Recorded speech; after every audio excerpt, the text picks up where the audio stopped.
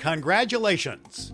You've connected with the Pulpit Perspectives Podcast.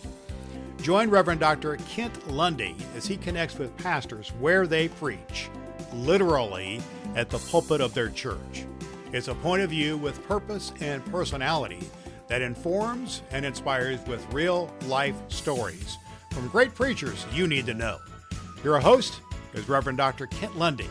Let's join Kent at a pulpit with a fresh perspective from his guest preacher. Hello and welcome to Pulpit Perspectives Podcast. I'm your host, Reverend Dr. Kent Lundy. Pulpit Perspectives Podcast exists to create connections among clergy and their congregation. I'm coming to you today from Clay United Methodist Church in South Bend, Indiana, and standing in the chancel with their appointed associate pastor, Carolyn Wirtz Poelstra. Welcome to Pulpit Perspectives Podcast. Thanks, Kent. I'm happy to be here. And I just have to say that I've noticed you have a Garrett sweatshirt on. I do. Tell me about that. Well, I am currently enrolled at Garrett, getting my Master's of Divinity. I'm doing 6 credit hours, so 2 classes at a time. It's going to take me a little while to get through, but I'm having a great time. I'm taking Intro to Hebrew Bible right now and Theology of Evangelism. So they're 2 pretty different classes, but it's working my brain in a couple of different ways. So I'm having a good time. Yes. Well, I have a special place in my heart for Garrett Evangelical Theological Seminary. So that is very nice to see. So how long have you been here at Clay? My husband and I came to Clay April 2022, right after Clay. It was the first Sunday that Clay was open after COVID. So we started attending April 2022. We took membership in August. It was a really quick, we fell in love with Clay and the congregation, became members in August. And then I had been called to ministry many times in my life. And so April, almost exactly a year later, April or May 2023, I finally answered that call to ministry. And here we are, April 2024, and I'm appointed associate pastor here. So the Lord works in mysterious ways, and God has just continued to pursue me throughout my life, and I'm happy to be here at Clay. Thank you for saying yes. Thanks be to God for pursuing me. Well, it's a partnership. Yes. Yes. So what are you celebrating?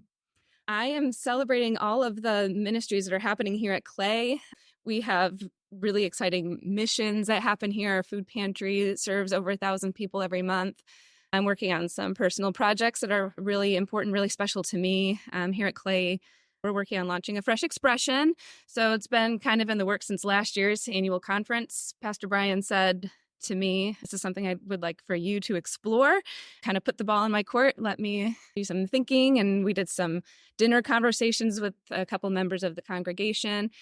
So in the fall, we're looking at launching sort of a soft launch, a fresh expression of Clay Church that really invites people into homes and allows them to explore their faith. People who are experiencing doubt or maybe are de-churched or have experienced church hurt in the past, to give them the opportunity to be in a safe place and ask those types of questions and engage in those sort of deep conversations. In case they might not be ready to step foot inside a church to actually make that step to join a whole congregation, but they would be ready to have some conversations in a small group sort of style. That sounds very Acts-ish. Yes, it is very Acts-ish. And we've been in this Acts Go series that we are launching. We just launched after Easter. So all of these things are really working together really well. And taking this Theology of Evangelism class, I'm fully immersed in the evangelism right now. Wow. All right. So who nurtured your call to ministry? Pastor Brian definitely nurtured my call to ministry. I kind of hinted at I had been wrestling with call for a really, really long time. I don't know if I've shared with you, but I grew up in a pretty conservative church. And so I actually felt called to ministry for the first time when I was 14, but wasn't really in a church that really gave women the space to explore that. So I told myself that I was being prideful for thinking that God would call little old me to ministry. And so it took 14 years really for me to finally answer my call. But when I was here and I felt that call so strongly, like that voice was so familiar to me. And I felt like, okay, now I'm in a place where I'm safe and I can have these types of conversations. And I mean, Brian just took me under his wing and has been just an incredible mentor to me in ministry. Thanks be to God for Brian Duran. Amen. And for you saying yes. Yeah. So what do you do for fun? I'm a runner. I love to be outdoors. So actually, I'm going to be going camping this weekend. So I'm going to be spending lots of time running on the trails. My husband and I are really active together at the gym. So if I'm not running, I am seeing just how much I can lift and push and pull and, strengthening keeping like my joints, my everything strong so that throughout my life, I'll be able to keep active. That is very wise. Good on you. Yeah. So what is your go-to Bible verse? That's a great question. That's okay. Or Bible story or book of the Bible. Or Bible person. Bible person. Oh, well, I love Deborah.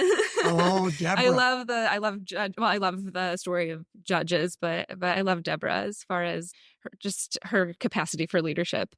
And that's something that I really admire as a woman in ministry. Right. If she could do it then, you could do it now. Yes. Yes. Deborah. Thank God for Deborah. What a witness. Who or what keeps you humble? Oh, man. Well, just being here in this incredible congregation, I think helps to keep me humble. I just preach about once a month, but I think that I'm just perpetually humbled that I'm here.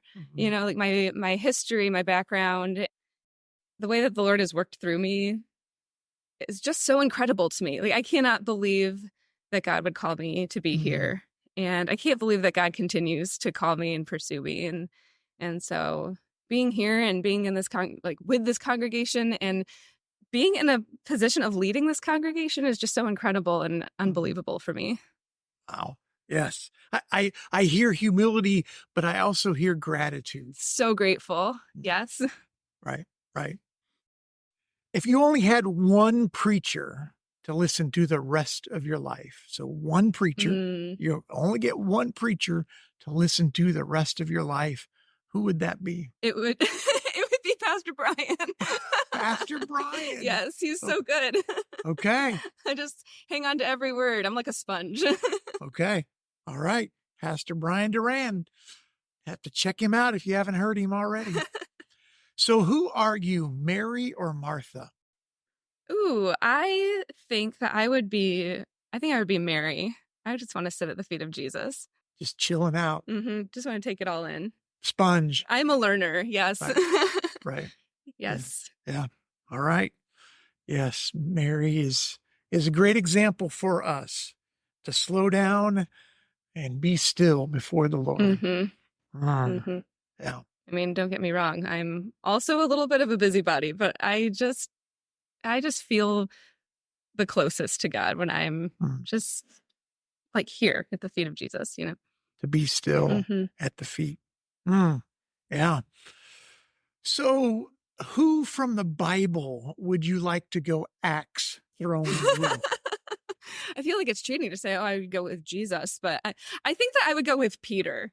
I have just always felt this relationship to Peter. Like, Peter is like so full of doubt, but also so full of love for Jesus.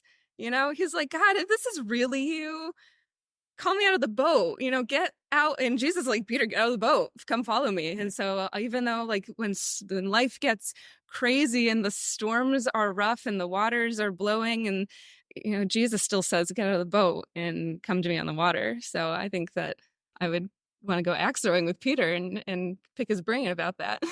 So you'd want to have a conversation with him while you were throwing axe? Yes. Would he be any good at throwing axes? Well, that's a whole different question. I don't know if he'd be any good at throwing axes. I feel like, I don't know, people who are, fishermen, are they any, maybe. I think you have to have good aim, probably. Oh. Throwing nets, throwing axes. Yeah, that motion. Right. Or if you thought, no, he's not any good, so I'll compete against him True, right. while we're talking. Well, I'm terrible at throwing axes. I've done it once before. It's so fun, but I'm so terrible at it. So maybe he could give me some pointers. Right. Okay. All right. Well, that is fun to imagine. So what is your favorite church season?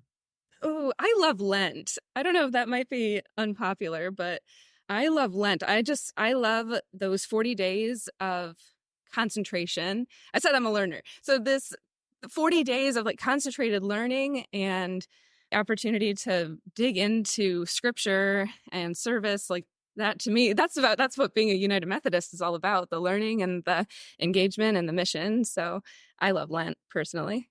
Okay. That's a good one. Yeah. So what do you hope your fellow clergy know? What do you hope your fellow clergy know? I hope that my fellow clergy know just how important their work is. I know there are days that are really challenging and the hours are long, but I hope that they know how much people like me who came out of the local church into ministry, how very important their work is and how much people like me really appreciate the way that they engage with their congregations and mentor us and guide us and just walk through life with us. Yes. Thank you. Yeah. So last question. You get 3 words. Okay. 3 words to encapsulate the future of your pastoral leadership here at Clay United Methodist Church, however long that is. So what 3 words come to mind when you think about your future as being an associate pastor here? Hopeful, growth, prophetic, I hope. Hopeful, growth, and prophetic. I hope so. Hopeful, growth, and prophetic. Well, Carolyn, that will be my hope and my prayer for you as you continue to serve this incredible congregations. Thank you so much for being a guest on Pulpit Perspectives Podcast. Well, thank you for having me. You're welcome. So Pulpit Perspectives Podcast exists to create connections among clergy and their colleagues, as well as their churches. I'm your host, Reverend Dr. Kent Lundy. If you want to see all the good things that God is doing within the life of churches in the United Methodist Church in the North District, I would invite you to check out the North District Facebook page, as well as check out the North District page on the Indiana Annual Conference website of www.inumc.org. God is on the move in the North District. So this has been Pulpit Perspectives Podcast, and your host, Reverend Dr. Kent Lundy, signing off for now. There you have it, a fresh perspective from the pulpit with a great preacher. You know you want to hear more. You can do just that by connecting with Pulpit Perspectives with Reverend Dr. Kent Lundy on Apple Podcast and Spotify, where you can like and follow the podcast. What's more, you can spread the good news about Pulpit Perspectives in your church and with your neighbors. Plan now on joining Kent at the pulpit, where you'll meet another great preacher on Pulpit Perspectives.